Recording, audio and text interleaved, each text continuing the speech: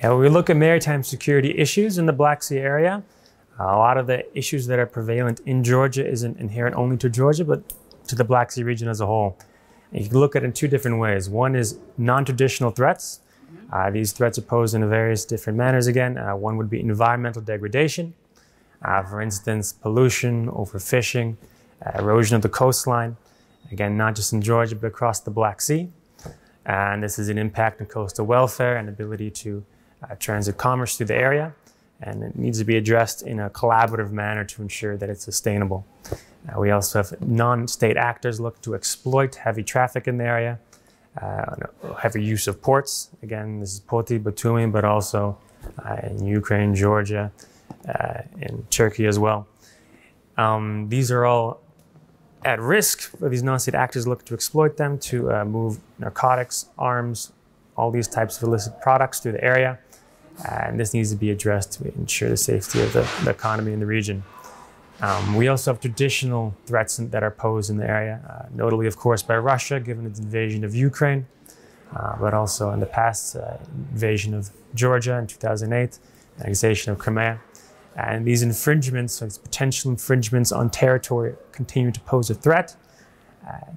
If we're looking at ways in which Georgia can address it, and of course, going head-to-head with an adversary like Russia is problematic.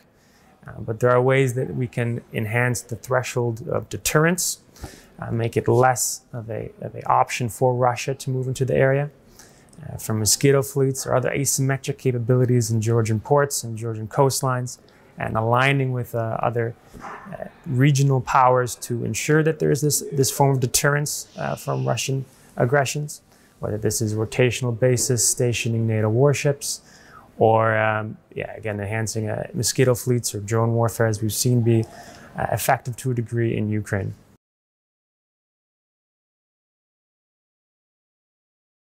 Yeah, so it's not unusual, of course, that a nation will look to reinforce its geopolitical objectives by disseminating certain information.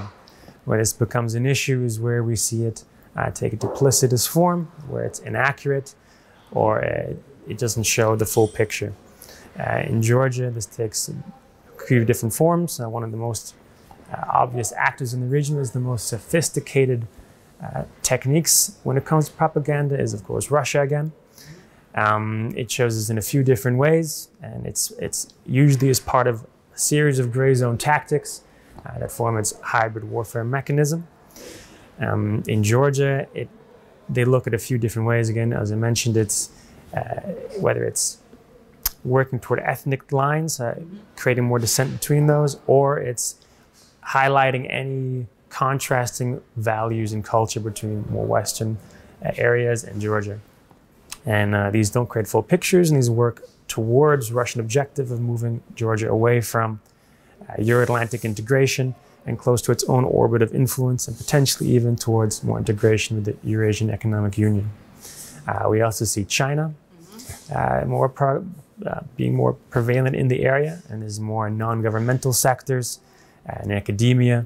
And again, they're trying to create an image that's very pro-relationships with China. Of course, there are benefits of working with China, but it needs to be taken into account that there are also negatives that a small state can suffer from if it doesn't build up resilience against certain techniques employed by China. We've seen a few different areas of the world where Chinese involvement has led to projects that suffer from corruption or incompletion, and these have had negative economic impacts on the region.